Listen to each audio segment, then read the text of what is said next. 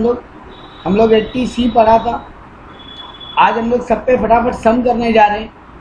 80C 80D mainly जो 2-3 section है वो 80C 80D 80GG 80G उन्हीं पे सम्स है।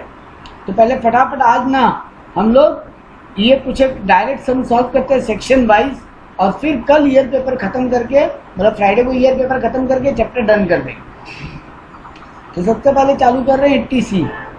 80C में आपने क्या पढ़े हैं बेटा कि सर आप LIC medical insurance, sorry LIC national saving certificate, national saving scheme या होम लोन, ये सब में पैसा लगाते हो, या फिर ट्यूशन, स्कूल कॉलेज यूनिवर्सिटी का ट्यूशन फीस, ये सब जगह आप पैसा इन्वेस्ट करते हो तो आपको 1.5 लाख तक का छूट है। तो यहाँ पे एक सम दिया है, एक आदमी का, अगर 4 आदमी का बात करें, एक मिस्टर ए, एक मिस्टर बी, एक मिस्टर सी, एक मिस्टर डी, चारों का GTI दिया हुआ है। मिस्टर ए का ग्रॉस टोटल इनकम कितना है? 5,20,000। मिस्टर बी का gross total income 1.5 lakh, mister C का ग्रॉस टोटल इनकम 90,000, और मिस्टर डी का ग्रॉस टोटल इनकम लॉस है 30,000 का, उसका लॉस है। वो लोग कितना कंट्रीब्यूट किया है? मिस्टर ए कंट्रीब्यूट किया है 1,75,000, मिस्टर बी कंट्रीब्यूट किया है 70,000, कंट्रीब्यूट किया मतलब 80C वाला जो जो आइटम है वहाँ इन्वेस्ट किया। ये एक 100 लाख और ये 50 लाख, सॉरी 1 लाख और 50,000। अब बात आता है इनको मैक्सिमम डिडक्शन कितना मिल सकता है। सर मैक्सिमम डिडक्शन 80C का कितना है? 1.5 लाख। 1.5 लाख। तो भले मिस्टर सी का इनकम 5,20,000 है, वो इन्वेस्ट 1,75,000 कर दिया, बट उसको क्या 1,75,000 का छूट मिलेगा क्या? नहीं सर, maximum 1.5 lakh. Mister B investment किया 70,000, तो 70,000 और 1.5 लाख, बेटा विच एवर लोअर का रूल है ना, अमाउंट इन्वेस्टेड और 1,50,000 विच एवर इज लोअर, तो 70,000 लोअर है तो 70 का छूट मिलेगा। वैसे ही मिस्टर सी एक बात यहाँ गौर करना, वो इन्वेस्ट कितना किया है? 1 लाख, मैक्सिमम छूट कितना है? तो 1 लाख और 1.5 lakh which ever is lower, उसको 1 लाख तक का छूट मिल सकता है। Yes sir. लेकिन बेटा उसका इनकम ही 90,000 है, तो ऐसा तो नहीं होगा ना कि हम 90,000 कमाता है और हम 1 लाख का छूट क्लेम करके गवर्नमेंट को बोलेगा आप हमको 10,000 वापस दो। ये पॉसिबल नहीं है सर। तो आपको 90,000 का छूट मिल सकता है। यानी सर अल्टीमेटली 3 बात निकल कर आ रही है, अमाउंट इन्वेस्टेड, इनकम और 1.5 लाख, तीनों में जो लोअर है उतना ही छूट मिल सकता है। ठीक है, तीनों में जो लोअर है उतना ही छूट मिल सकता है। मिस्टर डी का तो सर इनकम ही नहीं है, लॉस है, तो सर उसको कोई डिडक्शन लेने का जरूरत नहीं, लॉस पे टैक्स लगता नहीं है, और जब टैक्स ही नहीं देना तो छूट किस बात का मानने जाएगा। ठीक है, ये वार्म अप था। अब आते हैं ढंग का क्वेश्चन, जहाँ पे आपको बोल रहा है एक आदमी है मिस्टर ABCDEFG, 1 2 3 3 6 7 आदमियों के ऊपर केस सॉल्व करेंगे। एक आदमी है जो LIC का प्रीमियम भरा है कितना? 5,000। उसका LIC पॉलिसी कितना है? 80,000। तो LIC में क्या रूल था? सब 10%। हाँ, policy value premium whichever is lower. हाँ, अगर आपके पॉलिसी वैल्यू का जो 10% है पहले वो निकाल दो, और प्रीमियम अमाउंट या policy value 10% of the policy value amount which ever lower तक का छूट ले सकते हो। मेरा पॉलिसी कितना है यहाँ पे? 80,000 का 10% कितना होगा? 8,000। तो 8,000 या 5,000 विच एवर लोअर तक का छूट मिल सकता है। तो हमको 5,000 का छूट तो यहाँ मिल जाएगा।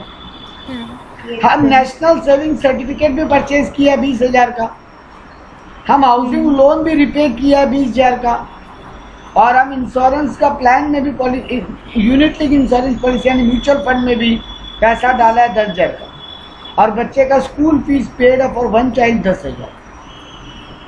तो टोटल कितना छूट मिल सकता है हमको? आइए 1.5 लाख। 1.5 लाख। तो यहाँ नोट करके कितना हो रहा है इस आदमी का? सर 20 यहाँ 40, 10 यहाँ 50, 10 यहाँ 60 और 5 यहाँ 65,000 का वो छूट ले सकते हैं। Yes. तो अमाउंट इन्वेस्टेड या 1.5 लाख whichever is लोअर, तो अमाउंट इन्वेस्टेड है यहाँ 65,000 और 1.5 लाख whichever is लोअर, यानी 65,000 का छूट मिलेगा सर आपको। तो ये देखो, अच्छा और भी है उसका इन्वेस्टमेंट सर। वो पीपीएफ में भी, पब्लिक प्रोविडेंट फंड में भी पैसा डाला है 5,000 और म्यूचुअल फंड में भी डाला है 50,000। तो ये 50 और 5 और ऊपर हो रहा था 65 और 5 70, 70 और 50 1,20,000। 1,20,000। तो 1,20,000 और 1.5 लाख भी चवेल लोअर, तो सर 1,20,000 का छूट वो ले सकते हैं। और उसका इनकम भी कितना है 3,70,000। तो बेटा जी 3,70,000 इनकम है, 1,20 का वो छूट ले सकता है, कोई दिक्कत नहीं। ठीक है, यस। चलो आ जाओ mister B. Yes. Mister B, हाँ बोले।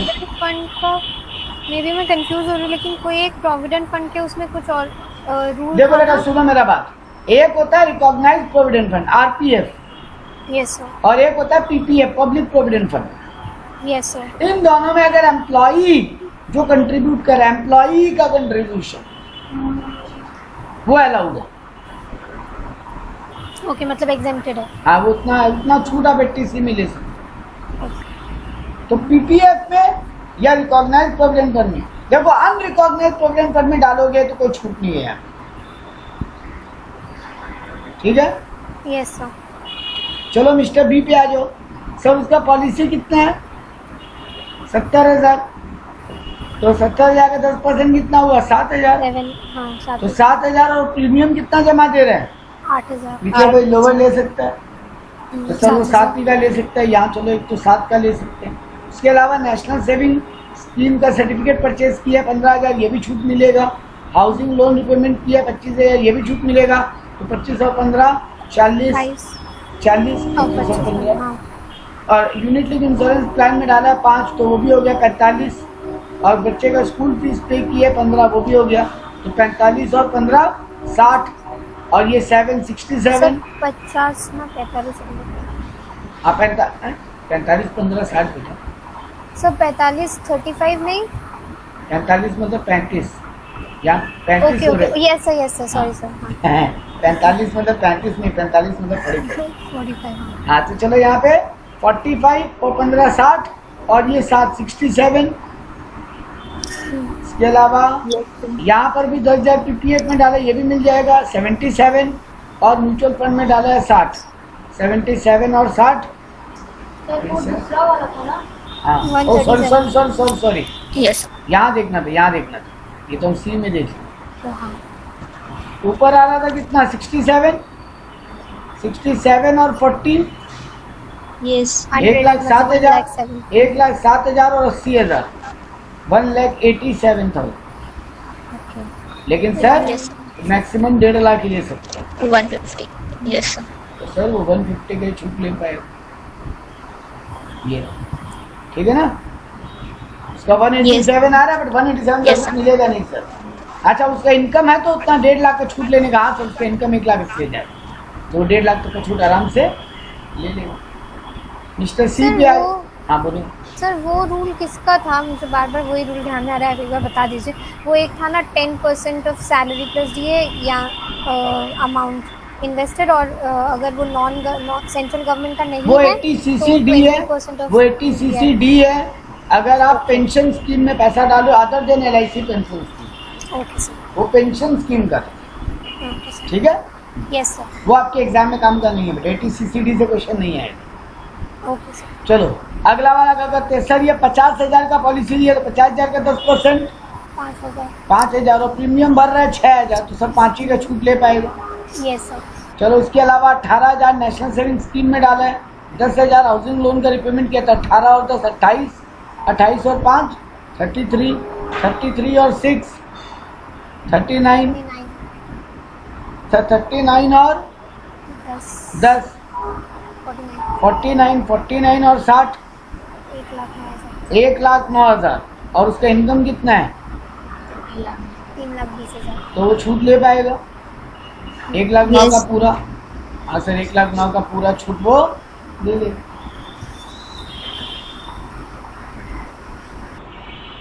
तो मिस्टर डी पे मूव करेंगे। मिस्टर डी का LIC में कितना प्रीमियम डाला हुआ है? 8,000। जबकि पॉलिसी कितने का है? 40,000। 40,000 का 10% 4,000। 4,000 और LIC भरा वो प्रीमियम 8,000।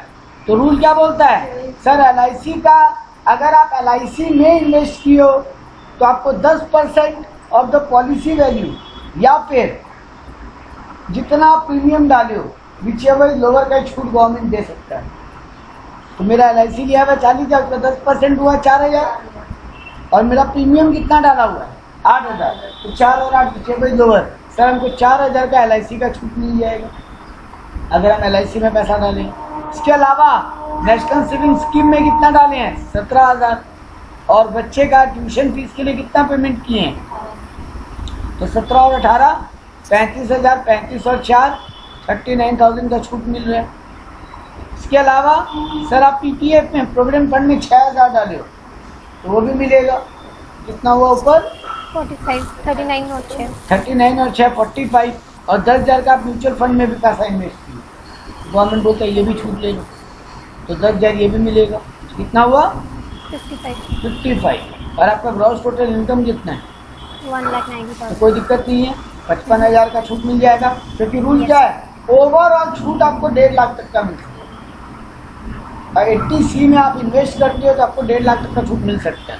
यहाँ तो 55,000 ही आ रहा था, हमको पूरा Yes, sir. 55,000 का छूट मिल जाएगा। मिस्टर ई पे आते हैं। LIC का वो पॉलिसी कितने का लिया है? 50,000 का उसका पॉलिसी है तो 50,000 का 10% कितना हुआ? 5,000। 5,000। लेकिन प्रीमियम कितना भरा है? 4,000। हाँ, तो पीछे वही लोअर तक का छूट ले सकता है। यस तो ये 4,000 का छूट वो ले गई। उसके अलावा वो गवर्नमेंट का नेशनल सेविंग सर्टिफिकेट परचेज किया है उसका छूट मिलेगा 35। उसके अलावा वो हाउसिंग लोन का पैसा भरा है 12,000 उसका भी छूट दे देगा गवर्नमेंट उसको। यूनिट लिंक इंश्योरेंस प्लान मतलब म्यूचुअल फंड में भी वो 3,000 डाला है, गवर्नमेंट बोलता है जाओ वो भी छूट ले लो। कितना हुआ? यूनिट लिंक इंश्योरेंस प्लान क्या होता है ना? Yes. शेयर मार्केट से connected insurance policy. Unit link insurance plan का मतलब यही होता है। यूनिट का मतलब होता है इक्विटी शेयर, तो इक्विटी शेयर से रिलेटेड इंश्योरेंस प्लान ये एक टाइप का म्यूचुअल फंड, ये एग्जैक्ट म्यूचुअल फंड नहीं है। अंकिता हमसे पूछिए unit link insurance plan mutual fund है? हाँ, ये म्यूचुअल फंड डायरेक्टली नहीं है बट ये टाइप ऑफ म्यूचुअल फंड है, क्योंकि ये यूनिट लिंक इंश्योरेंस प्लान का मतलब होता है इक्विटी शेयर से कनेक्टेड वाला इंश्योरेंस पॉलिसी हम लिए। तो अगर इक्विटी शेयर का भाव बढ़ेगा तो मेरे इंश्योरेंस का फायदा ज़्यादा होगा, भाव कम होगा तो इंश्योरेंस पॉलिसी का फायदा कम मिलेगा। ये एक टाइप का म्यूचुअल फंड ही है, क्योंकि यही म्यूचुअल फंड होता है।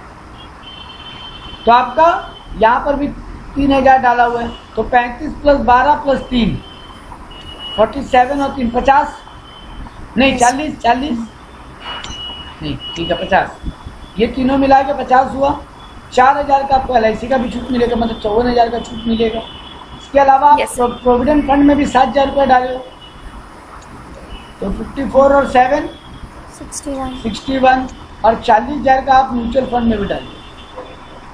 1,01,000। 1,01,000 आपका इनकम जितना है 1,60,000 तो आप 1,01,000 तक का छूट ले सकते हो, क्योंकि 80C का रूल क्या बोलता है?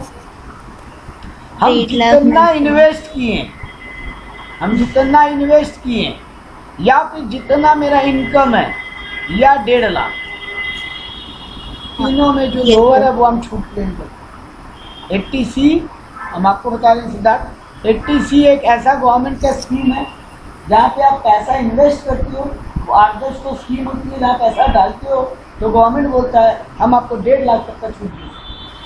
ठीक, तो यहाँ पर ये आदमी का इनकम कितना है?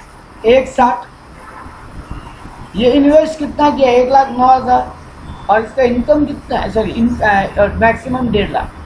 तो इन तीनों में जो लोअर है उतना तक का छूट मिल जाएगा। तो हमको यहाँ पे 1,09,000 का छूट मिल सकता है। चलो अगले मिस्टर पे आ जाओ।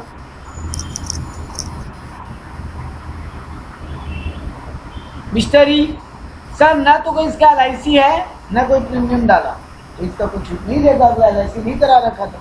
सर लेकिन ये गवर्नमेंट का नेशनल सेविंग सर्टिफिकेट परचेज किया है 85,000 का।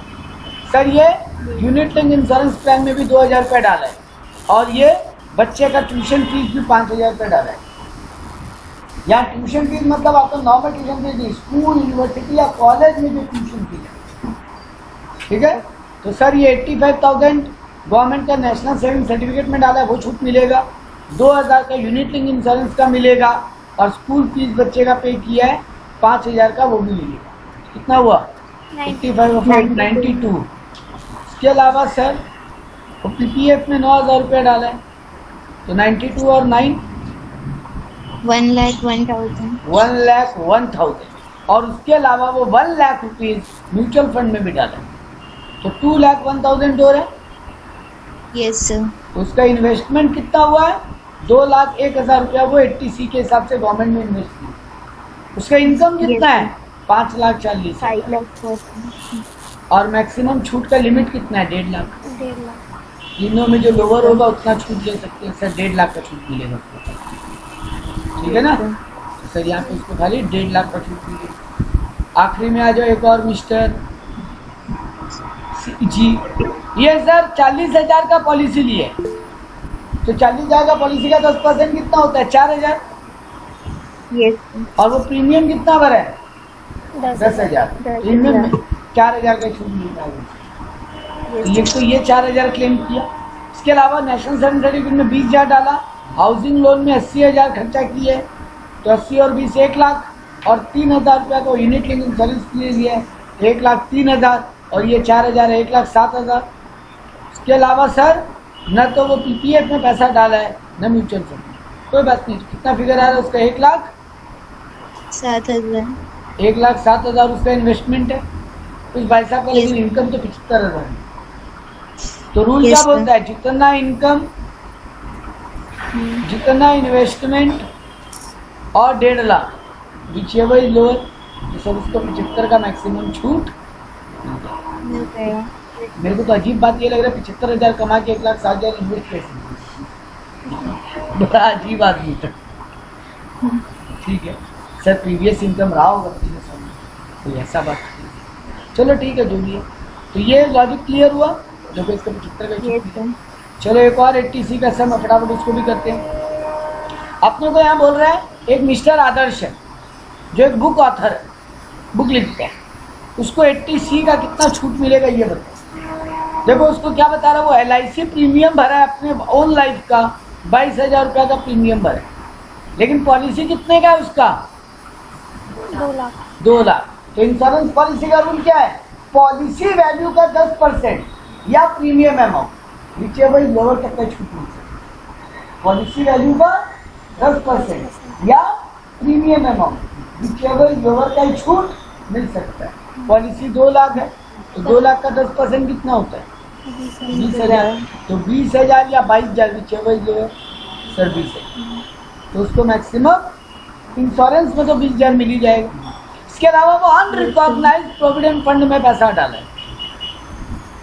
सर अनरिकॉग्नाइज्ड PF में पैसा डालेंगे तो कुछ नहीं, या तो गवर्नमेंट का जो रिकॉग्नाइज्ड PF है, यानी सर गवर्नमेंट वाला PF, या एक PPF होता है पब्लिक प्रोविडेंट फंड, जो आप बैंकों में या पोस्ट ऑफिस में खुद का खोल सकते हो अलग से, तो वो वाला में डालिए तो ठीक है।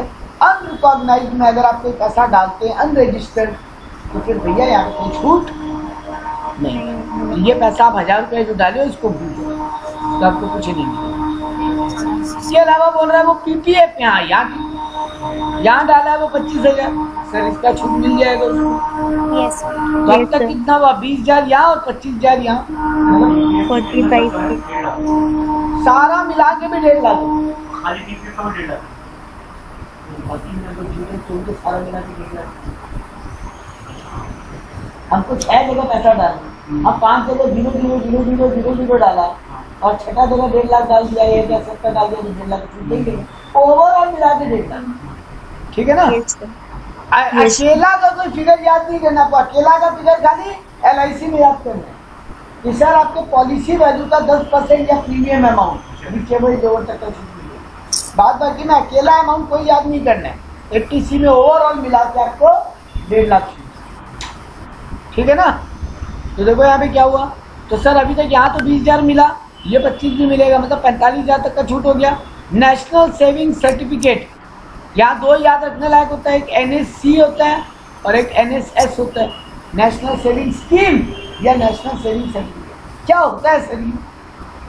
सर गवर्नमेंट ना time to time post office के थ्रू ऐसा सर्टिफिकेट इशू करके मार्केट से पैसा उठाता है। गवर्नमेंट को जब फंड का दरकार होता है ना बेटा, तो वो नेशनल सेविंग सर्टिफिकेट या नेशनल सेविंग स्कीम बोल के कुछ डॉक्यूमेंट इशू करता है डिवेंचर की तरह, और पब्लिक से पैसा उठा लेता है। उस पैसे को अपने प्रोजेक्ट में काम लगा देते हैं जहाँ गवर्नमेंट को दरकार है, फिर वहाँ से वापस कमाई करके पब्लिक का पैसा लेता है। तो गवर्नमेंट चाहता है ऐसा पब्लिक तुम इन सब स्कीम में इन्वेस्ट करो, तभी तुमको गवर्नमेंट यहाँ पे टैक्स में छूट देगी। तो तुम इन्वेस्ट करोगे तभी तो गवर्नमेंट को फंड मिलेगा ना। तो नेशनल सेविंग सर्टिफिकेट या नेशनल सेविंग स्कीम, एक और होता है जो अभी बंद है, किसान विकास पत्र KVP, ये भी बैंक पोस्ट ऑफिस के थ्रू इशू होता है। किसान विकास पत्र से ये क्या होता है, किसानों को जब फंड का गवर्नमेंट को देता है ना, जरूरत है, तो गवर्नमेंट ये वाला सर्टिफिकेट मार्केट में इशू करता है, आपसे पैसा जुगाड़ता है और किसानों को लोन देता है। ये किसान विकास पत्र भी होता है, बट आपके काम का भी नहीं है, आपको केवल NSC या NSS याद रखना बहुत है। सर इसका भी 8,000 का छूट मिलेगा। Life insurance premium of mother's life policy. अब यहाँ बड़ा सवाल है, सर अपना LIC तो छूट है, फैमिली का भी LIC का छूट है क्या 80C? ना, नहीं, सिर्फ अपना लाइफ इंश्योरेंस का 80C में छूट है। मम्मी पापा का लाइफ इंश्योरेंस का कोई 80C में छूट है। मम्मी पापा, भाई बहन, स्पाउस, बच्चे, इनका कोई छूट नहीं, ऑन लाइफ होना चाहिए, ठीक है। तो सर ये वाला भी नहीं मिलेगा आपको छूट। इसके अलावा बोला है repayment of bank loan borrowed for construction of the house.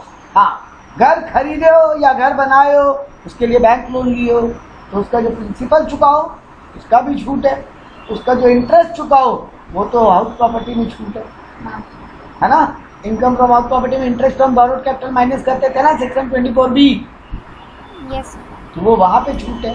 तो सर यानी सर जी अगर हम एक लोन लेके घर बनाए या घर खरीदें तो लोन चुकाएंगे वो 80C में छूट ले लो, और इंटरेस्ट जो चुकाएंगे वो इनकम फ्रॉम हाउस प्रॉपर्टी में 24B में छूट लेंगे। मतलब तो दोनों का छूट देता है गवर्नमेंट। हाँ ठीक है। यस तो सर 21,000 का ये भी छूट मिलेगा। तो कितना हुआ सर? 20 तो ये, 25 ये, मतलब 45 और 8 53 और 21 74 74,000 का यहाँ पे छूट हो रहा है। Yes sir. हाँ तो ये मिल जाएगा छूट सर 80C में, कोई दिक्कत नहीं। तो ये 80C का लिमिट कितना है?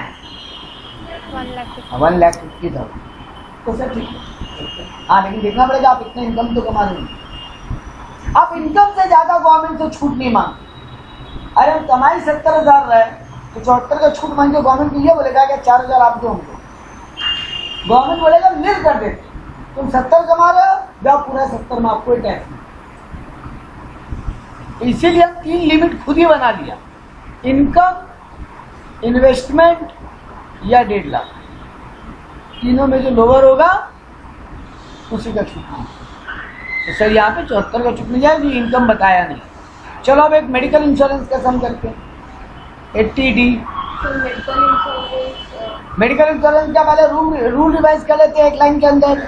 सर अगर हम अपने लिए मेडिकल इंश्योरेंस करवा रहे हैं या गवर्नमेंट का कोई मेडिकल का स्कीम है उसमें पैसा जमा करवा रहे हैं, तो अपने लिए, स्पाउस के लिए और डिपेंडेंट चिल्ड्रन के लिए करवाता है, तो अमाउंट जितना प्रीमियम दे रहे हैं या 25,000 विचेवर लोअर तक का छूट है।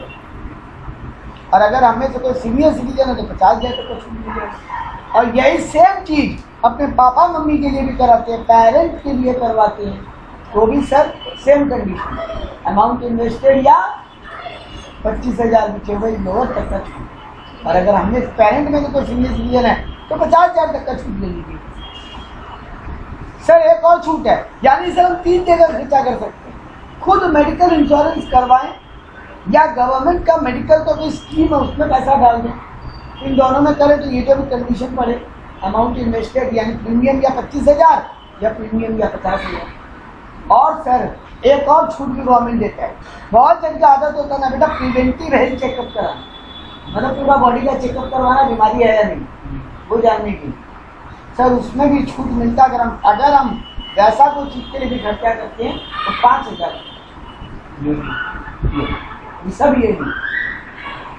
तो चलिए सर समझते हैं। एक मिस्टर एक्स है, कितने साल का? 40 साल का। हाँ एक कंडीशन क्या है यहाँ पे सर, ये मेडिकल इंश्योरेंस आप चेक से पेमेंट करें, कैश में पेमेंट किए तो कोई छूट नहीं, चेक से पेमेंट कंपल्सरी है, यानी ऑनलाइन पेमेंट कंपल्सरी। चेक मतलब खाली चेक ही देना नहीं है, हम यूपीआई ऐप से कर रहे हैं, मतलब सर बैंकिंग नेटवर्क से पेमेंट, कैश में जाके आप जमा कर दिए पैसा काउंटर पे, वो नहीं चाहिए, उसका कोई छूट नहीं है मेडिकल। चलो ठीक है। तो सर मेडिकल इंश्योरेंस कराया है अपना खुद का, मिलेगा तो छूट? Yes sir. कितना जमा कराया? 18,000। मेडिकल इंश्योरेंस कराया मिसेज एक्स का, नॉट डिपेंडेंट ऑन एक्स, वो एक्स पे डिपेंडेंट नहीं है, मतलब वो खुद भी कमाती है। हाँ लेकिन स्पाउस में तो डिपेंडेंट का कंडीशन है भी नहीं। Yes sir. हम क्या बोला, अपने लिए, स्पाउस के लिए या डिपेंडेंट चिल्ड्रन के? तो बच्चे तुम्हारे ऊपर अगर डिपेंडेंट नहीं है, वो खुद कमाते हैं, उनका मेडिकल इंश्योरेंस का छूट तुम मत, तो बच्चे खुद ले लेंगे, उनका भी तो इनकम टैक्स फाइल होगा ना, वहाँ ले लेंगे क्योंकि वो डिपेंडेंट नहीं है, मतलब खुद कमा रहे। लेकिन अगर तुम पे डिपेंडेंट है तो तुम छूट क्लेम कर सकते हो, तो उनके लिए मेडिकल प्रीमियम भर रहे हो। तो सर यहाँ पे स्पाउस के लिए डिपेंडेंट या नॉट डिपेंडेंट का कोई कंडीशन नहीं है, तो ले लेंगे पूरा 5। अब तक कितना फिगर हो गया है, फिगर पे भी नजर रखना। 23,000 हो गए। Medical contribution to central government health scheme for dependent daughter, ले सकते हैं? यस हाँ सर, क्योंकि डिपेंडेंट डॉटर है। और खर्चा क्या चीज के लिए करें, तो 2 चीज बोला था, या तो मेडिकल इंश्योरेंस ही ले लिए या गवर्नमेंट का कोई स्कीम में पैसा डाल दिया मेडिकल के लिए, दोनों चलेगा। तो सर ये 3 भी ले सकते हैं। अब तक अमाउंट कितना हो गया? 26,000। चलो अगला आइटम पढ़ते हैं। Medical insurance premium for son not dependent on X, sir ये तो ऐसे भी नहीं ले सकते। नहीं। चलो not dependent on X, mister X के लिए कैलकुलेट कर रहे हैं ना। Yes, हाँ, मतलब अपने पापा पे डिपेंडेंट नहीं अपना कमाई पे, वो खुद पे खुद है, तो उसका क्लेम पापा नहीं कर रहा क्योंकि वो खुद कमा रहा है, खुद अपने इनकम टैक्स रिटर्न फाइल करेगा, उसमें क्लेम करेगा। नहीं कमाएगा तो नहीं क्लेम कर पाएगा, तो फादर भी नहीं करता। एक मिनट, अगर नहीं कमा रहा है तो फिर तो फादर पे डिपेंडेंट हो ही गया ना भाई, डिपेंडेंट है तो क्लेम कर सकते हैं। अगर बच्चा पेरेंट पे डिपेंडेंट है तो पेरेंट अपना इनकम टैक्स रिटर्न में उसके लिए जो मेडिकल इंश्योरेंस भर रहे हैं, बच्चा अगर खुद पे डिपेंडेंट खुद ही कमा ले तो फिर वो अपना फाइल में खुद क्लेम करे, पेरेंट क्लेम करे। सर मेडिकल इंश्योरेंस में ये चीज अलाउड है, बट एलआईसी में अलाउड नहीं है। नहीं, एलआईसी से कौन जाएगा? तो यहाँ पर अब सेंट्रल गवर्नमेंट में कंट्रीब्यूट कर रहा है। अच्छा ये हो गया ये वाला। नेक्स्ट आइटम है contribution to central government health scheme for brother dependent on x.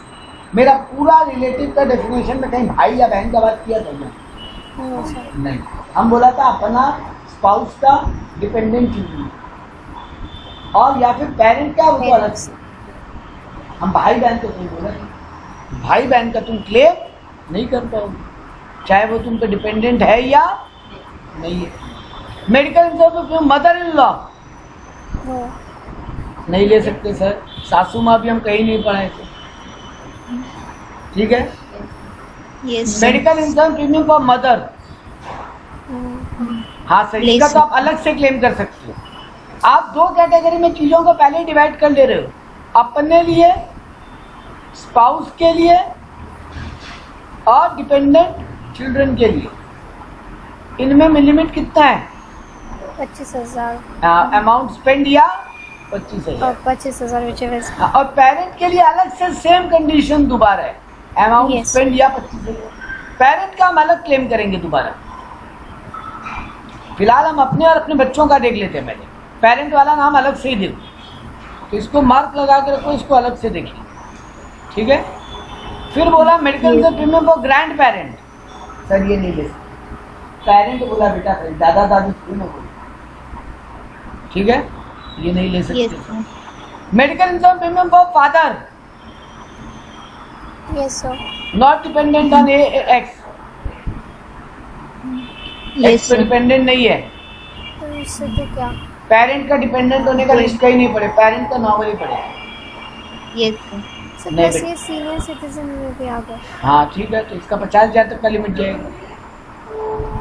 नहीं लेकिन डिपेंडेंट नहीं है ना, नहीं डिपेंडेंट होना जरूरी है, डिपेंडेंट होना जरूरी है बेटा, सर पेरेंट्स के लिए एकदम। नेक्स्ट बोला contribution to central government health scheme for father, तो फादर तो तुम पे डिपेंडेंट है ही नहीं, ठीक है।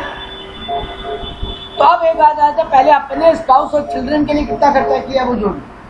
सर अपने लिए 18,000, स्पाउस के लिए 5,000, 18 और 5 23,000, 3,000 डिपेंडेंट डॉटर के लिए 26,000। मैक्सिमम छूट कितना ले सकते हैं? 25,000। अमाउंट स्पेंड या 25,000 ओवर तक का छूट ले सकता है। तो सर अपने स्पाउस और चिल्ड्रन के लिए उसको कितना छूट मिलेगा? 25,000। मम्मी के लिए कितना खर्चा किया? 26,500। और मम्मी का एज क्या है? 59। मतलब मम्मी भी सीनियर सिटीजन नहीं है, तो मम्मी के लिए भी कितना छूट मिलेगा? अमाउंट स्पेंड या 25,000, ठीक है। तो ये देख लो। ओ हाँ ठीक है, फादर ने, हाँ ठीक है, पेरेंट डिपेंडेंट होना जरूरी नहीं है, डिपेंडेंट नॉट डिपेंडेंट दोनों चलेगा, पेरेंट में डिपेंडेंट नॉट डिपेंडेंट दोनों चलेगा।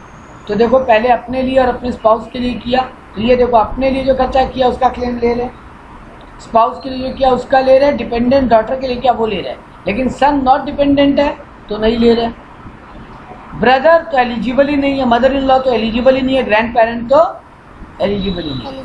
तो अपने लिए टोटल खर्चा कर रहा है 26,000, लेकिन मैक्सिमम कितना लिमिट है? 25, तो 25 क्लेम करके रुक जाएगा।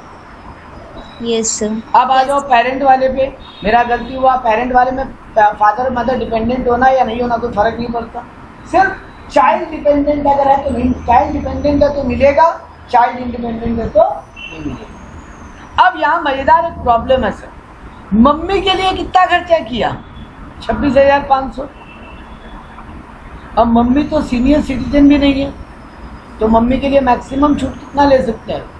25,000। 25। Yes sir. पापा के लिए कितना खर्चा किया वो? 32,000। 32,000, ठीक है। Yes sir. तो पापा के लिए मैक्सिमम क्लेम कितना ले सकते हैं? 32,000 अगर इंडिविजुअल देखे तो। क्यों? 32 फादर तो या सीनियर सिटीजन है बेटा।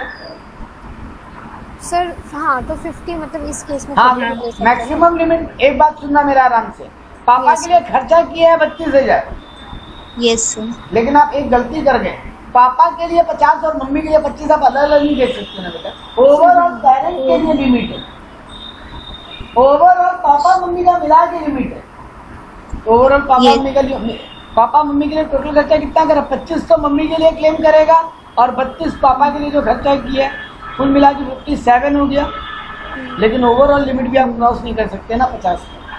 यस पेरेंट के लिए मैक्सिमम क्लेम कितना कर पाया? ठीक है। मम्मी सीनियर नहीं है तो मम्मी के लिए 26,500 खर्चा किया, तो उसको तो 25 पे पहले लिमिट कर दी। अब पापा के लिए भी 32,000 खर्चा किया, पापा सीनियर सिटीजन, तो पापा के लिए 32 और मम्मी के लिए 25, मिला के कितना हो गया? 57,000। लेकिन ओवरऑल पेरेंट का लिमिट तो 50 ही है ना सर, ओवरऑल चैप्टर का लिमिट 50,000 है 80D का, तो 50 क्लेम कर पाएगा। तो अपने और स्पाउस और चिल्ड्रन के लिए 25, पेरेंट के लिए 50, तो 75,000 तक का 80D में छूट मिल जाएगा, ठीक है। Yes sir. चलो एक और सम करते हैं। मिस्टर राम 38 ईयर्स का है, medical insurance premium paid for himself 9,000 रुपये, क्लेम कर पाएगा? Yes. Medical insurance premium paid for spouse 8,000, claim कर पाएगा? Medical insurance premium paid for dependent children 6,000, claim कर पाएगा? Medical insurance premium paid for father 62 years, claim कर पाएगा? Parent Yes. के लिए अलग से देखेंगे, लेकिन तो स्टार लगा लो पहले। Medical health expenditure for father, health preventive health checkup जो कितना क्लेम कर सकते हैं? मैक्सिमम 5,000। ठीक है। और preventive health checkup for himself but paid in cash, नहीं, ये नहीं क्लेम कर पाएंगे। मेडिकल में हम पहले ही बोल दिया था, हाँ हेल्थ चेकअप दोनों के लिए अपने लिए भी पेरेंट्स। ठीक है। तो देखो यहाँ पे आप मेडिकल में हिमसेल्फ 9,000 क्लेम किया, स्पाउस के लिए 8,000 क्लेम किया, चिल्ड्रन के लिए 6,000 क्लेम किया, टोटल लिमिट कितना हो गया? 23,000। पेरेंट के लिए कितना किया? फादर के लिए 18,000। Yes sir. Preventive health checkup जो फादर के लिए किया है वहाँ पर मैक्सिमम लिमिट कितना आएगा? 5,000। Yes sir. अब एक चीज गौर करना है, लास्ट बात ठीक से सुन लेना, अपने लिए भी जो लिमिट है ना वो ओवरऑल हेल्थ चेकअप मिला के भी 25,000 क्रॉस नहीं कर सकता, और पेरेंट के लिए भी ओवरऑल जो लिमिट है वो 25 या 50 हेल्थ चेकअप मिलाकर। मतलब आप ऐसा नहीं कर सकते कि आप प्रीमियम भर रहे हो अलग, उसका 25,000 या 50,000 का छूट देंगे और हेल्थ चेकअप का अलग से। ओवरऑल लिमिट कभी भी आपका वो 25 या 50 को क्रॉस नहीं करना। तो अपने लिए मेडिकल इंश्योरेंस का कितना ऑलरेडी हो चुका है अमाउंट अपने और स्पाउस और चिल्ड्रन के लिए? 23। अपने लिए प्रिवेंटिव हेल्थ चेकअप में कितना पैसा डाला? 4। अच्छा ये एक बात हो गया गलती, हेल्थ चेकअप में कैश अलाउड है, हेल्थ चेकअप में कैश अलाउड, मेडिकल इंश्योरेंस में कैश अलाउड नहीं। इंश्योरेंस का जो प्रीमियम जमा दोगे वहाँ कैश अलाउड नहीं। तो हम 4 क्लेम करने गया, लेकिन मेरे लिए ऑलरेडी लिमिट कितना था? 25 ना, मेरे स्पाउस और चिल्ड्रन के लिए। यस। क्योंकि बेटा जी मेरा एज अगर 38 साल है, मेरा एज अगर 38 है तो मेरे बच्चे और मेरे वाइफ भी सीनियर सिटीजन तो नहीं होंगे, अनलेस एंड अनटिल तुम विजय माल्या उसकी गर्लफ्रेंड है तो अलग है। विजय माल्या का एज 74, उसकी गर्लफ्रेंड का एज 28 साल, तो वहाँ हम कुछ नहीं कर सकते, वो रिवर्स केस है। ठीक है। नॉर्मली ये कि अगर मेरा एज 38 है तो मेरे बच्चों और स्पाउस का एज भी 60 तो क्रॉस नहीं करेगा, तो मेरे लिए और मेरे बच्चों के लिए और मेरे स्पाउस के लिए लिमिट क्या हो जाएगा? 25,000। 25। हाँ तो हम ये 23 क्लेम किया और यहाँ हम 2,000 क्लेम कर पाए। देखो प्रिवेंटिव हेल्थ चेकअप।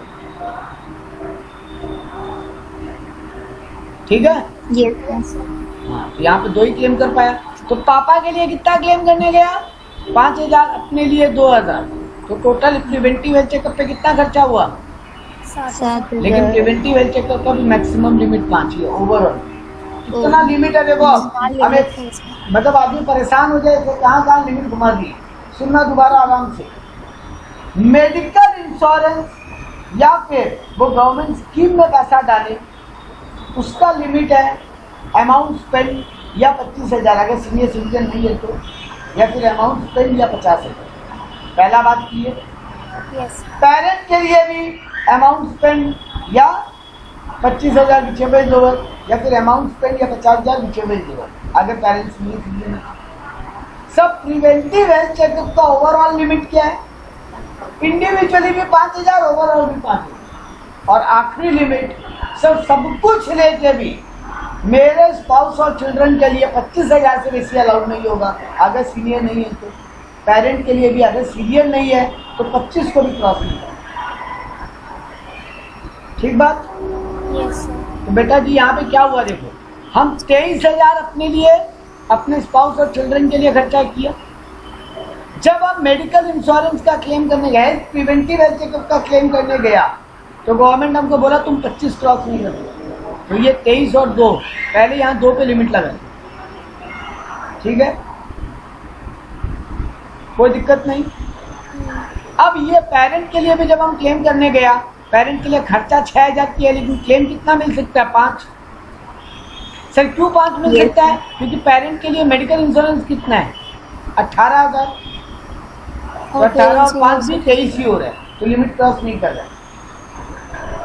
ठीक है ना? यस। अगर ये एक बात सुनो, अगर ये 18 की जगह 22 होता, पेरेंट के लिए 18 की जगह 22 होता, तो फिर हम यहाँ पे 5 क्लेम नहीं कर पाते, हम 3 ही इस क्लेम केस में कर पाते ना, ये तो सीनियर सिटीजन नहीं है। पापा सीनियर सिटीजन है, बोला है। हाँ 62 ईयर्स है, चलो ठीक है, एक काम करिए, इसको 22 की जगह हम बोले 48 47 होता। तब नहीं कर तो हम पेरेंट के लिए मैक्सिमम लिमिट क्या ले सकते हैं? अगर पेरेंट सीनियर सिटीजन है तो 50 दिया। 50। तो सर ये 47 और ये भी 6000 की जगह 3 ही होता है। अब ये 3 और 2 मिला के 5 होता, तो हम 5 ही क्लेम करते। मतलब प्रिवेंटिव हेल्थ चेकअप भी सबको को मिला के भी 5000 क्रॉस नहीं करना। पापा मम्मी हमारा सबका मिला। सर फिर उसमें इंडिविजुअल लिमिट क्यों दिया है? इंडिविजुअल लिमिट इसलिए दिया बेटा कि अगर आप 1000 रुपया लगाए तो फिर तो आपको 1000 ही मिलेगा ना। आप एक बुद्धिमानी वाला काम कर जाते। सुनो मेरा बात, हम अपने लिए 6000 खर्चा किया।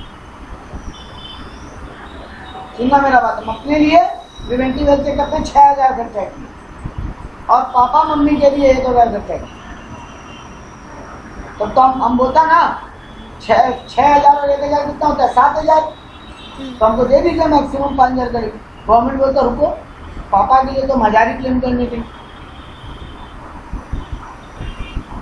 समझे? पापा के लिए 1000 ही लाओ। नहीं पापा के लिए कोई भी केस में जा तो 5 ही रहा है। जा तो 5 ही रहा है, लेकिन गवर्नमेंट ये रास्ता रोक दिया कि तुम इंडिविजुअली भी 5000 क्रॉस नहीं कर पाओ और ओवरऑल भी 5000 क्रॉस नहीं कर पाओ। तो लेकिन इंडिविजुअली अगर 5000 क्रॉस होता भी है तो भी तो ओवरऑल में अटक ही जाएगा। 5 हाँ, लेकिन गवर्नमेंट दोनों जगह अकेला भी लिमिट रखा, क्योंकि गवर्नमेंट को लगा इसमें भी कोई चोरी बुद्धि ढूंढ लाए। गवर्नमेंट को ये लगा, तुम्हारा बात करेक्ट है कि सर घूम फिर के तो ओवरऑल 5000 भी पहुंच जाएगा वो काम, लेकिन गवर्नमेंट को लगा कि कोई शातिर दिमाग आया और वो इसमें भी कोई लूपहोल ढूंढ के निकाल लिया, तो बोला रुको, हम दोनों के लिए अलग अलग 5000 का लिमिट और ओवरऑल मिला के भी 5000 के लिमिट। ठीक है? Yes sir. तो सर आप 23000 अपने लिए ये 18000 ये 5000 की टोटल 46 का डिडक्शन क्लेम कर सकते। ठीक है? 80D हुआ, ये था 80D हो गया, 80G तो कल ही कर लिए थे और GG बच रहा है ना, GG का हमने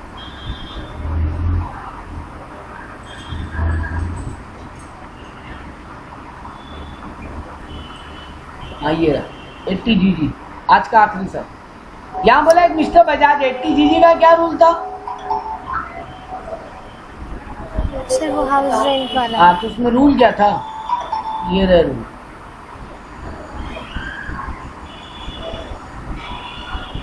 अगर आप घर का भाड़ा चुका रहे हो और आपका अपना घर नहीं है या फिर आपका अपना घर इतना दूर है कि आप अपने जॉब के लिए वहां रह नहीं सकते। मान लो मेरा घर बिहार में, राजस्थान में, हम नहीं जा सकते क्योंकि हमको यहाँ नौकरी करना क्या रहना पड़ेगा और यहाँ मेरा अपना घर नहीं है, यहाँ पे हमको भाड़े के घर में रहना पड़ता। तो गवर्नमेंट बोला और तुमको ऑफिस से HRA भी नहीं मिलता, हाउस रेंट अलाउंस भी नहीं मिलता, मतलब तुमको कहीं से कोई पैसा नहीं आ रहा है, तुम भाड़ा अपनी जेब से चुका रहे। तो गवर्नमेंट बोला ठीक है, हम तुमको थोड़ा रिलीफ देते, तुमको क्या छूट देते हैं? 5000 पर मंथ या 25% ऑफ एडजस्टेड GTI या फिर rent paid minus 10% of adjusted GTI, तीनों में बिके हुए लोगों का छूट। एडजस्टेड GTI, एडजस्टेड GTI क्या होता है? टोटल इनकम जो हुआ GTI उसमें से कैपिटल गेन हटा दो और इस सेक्शन को छोड़ के बाकी सारा डिडक्शन हटा, 80C 80D वो हटा, तो जो आएगा अभी करेंगे एग्जाम तो समझ में आ जाएगा।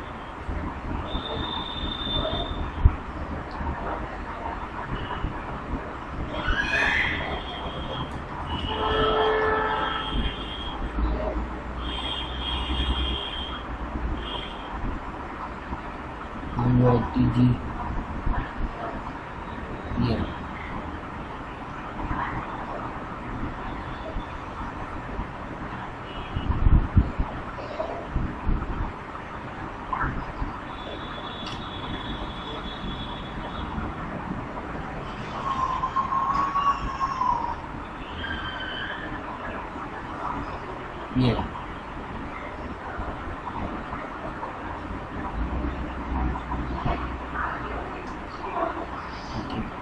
आनंद एक रिटायर्ड गवर्नमेंट ऑफिसर है जिसका एज कितना है?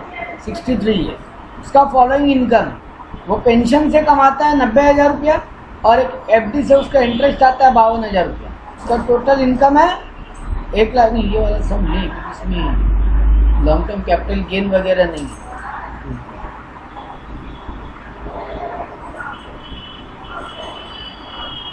हाँ ठीक है, यही करते हैं। मिस्टर श्री बजाज है, उसका बिजनेस से इनकम है 80,000, उसका एक हाउस प्रॉपर्टी भाड़ा पे दिया हुआ है जो कोलकाता में, यानी सर खुद का घर है लेकिन कहाँ है?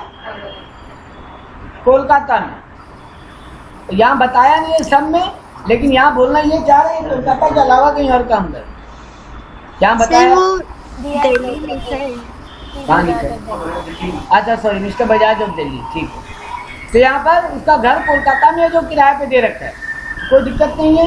तो दिल्ली वाला घर का भाड़ा का छूट ले सकता है वो, हाँ ले सकते हैं। इनकम फ्रॉम अदर सोर्स है उसका 10,000, रेंट पेड फॉर ऑफिस है 8,000 और rent paid for residential house है 40,000। हमको रेंट पेड फॉर ऑफिस से कोई मतलब नहीं है इसमें, हमको तो घर का भाड़ा से मतलब है, ठीक है। तो उसका ओवरऑल इनकम कितना है? 80,000 प्लस 40,000 प्लस 10,000, 1,30,000 उसका ये इनकम है। तो 1,30,000 उसका इनकम आया। अब उसको बोल रहा है उसको 80G का कितना छूट मिल सकता है? 80GG का, GG माने घर घर, याद रखने का तरीका। तो सर रूल क्या है? 5,000 पर मंथ, यानी 5,000 इंटू 12, 60,000। 25% ऑफ एडजस्टेड GTI, यहाँ पर एडजस्टेड GTI का कोई स्कोप नहीं बचा, क्योंकि इसका न तो लॉन्ग टर्म कैपिटल गेन है और ना ही इसका कोई अदर सेक्शन में डिडक्शन है। चलो हम एक बार सम को मन से ही क्रिएट करते हैं।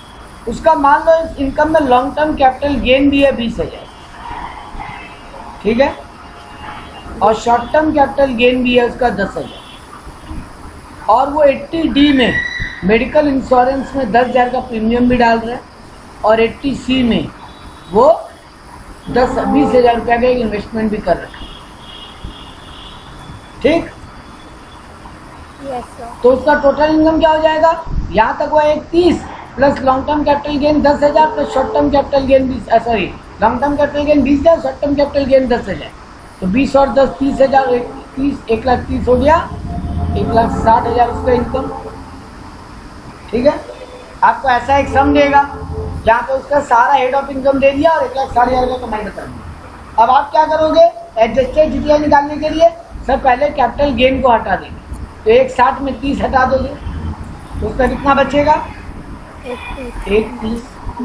वो इन्वेस्टमेंट कहाँ कर रखा है? जो भी इस सेक्शन को छोड़ के बाकी उसका इन्वेस्टमेंट है वो माइनस कर लो। तो 10,000 का 80D है और 20,000 का 80C है, मतलब 30,000 ये भी माइनस कर लो सर। यस। तो उसका इनकम अल्टीमेटली एडजस्टेड GTI कितना आ गया?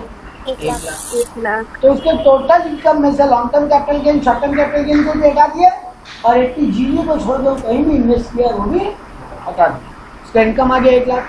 अब बस हमको ये 3 स्टेप सॉल्व करना है। उसको क्या छूट मिल सकता है? 5,000 पर मंथ, यानी 5,000 इंटू 12 हुआ 60,000। 25% of adjusted GTI, adjusted GTI कितना है उसका? मेरे एग्जांपल में 1 लाख निकला, 1 लाख। तो 1 लाख का 25% सर 25,000, और rent paid minus 10% of adjusted GTI। Rent paid कितना कर रहा है वो? 40,000 दिए रहा, 40,000 का भाड़ा दे रहा है वो, तो 40,000 माइनस 10% ऑफ एडजस्टेड GTI, यानी 1 लाख का 10%, तो 10,000। इससे आ रहा है 30,000, ठीक है। तो तीनों में लोअर कौन हुआ? 60, 25 और 30, 25,000 लोअर हुआ, इतना उसको छूट मिल जाएगा। तो उसका इनकम अगर आ रहा था 1,30,000 है ना, जिसमें से उसको छूट मिल जाएगा 80GG में 25,000, नहीं उसका इनकम आ रहा था 1 लाख, उसमें 25,000 छूट मिल जाएगा, और तो उसका इनकम माना कितना जाएगा? 76। इतना तो उसका टैक्सेबिलिटी होगा सर 75,000 तो टैक्स नहीं, क्योंकि 2.5 लाख तो इंडिया में टैक्स नहीं, ठीक है। अब एक आदमी यहाँ पे 3-4 लाख कमाता या 10 लाख कमाता तो ये छूट भी देता है, ठीक है। Yes sir. तो ये था आपका 80GG।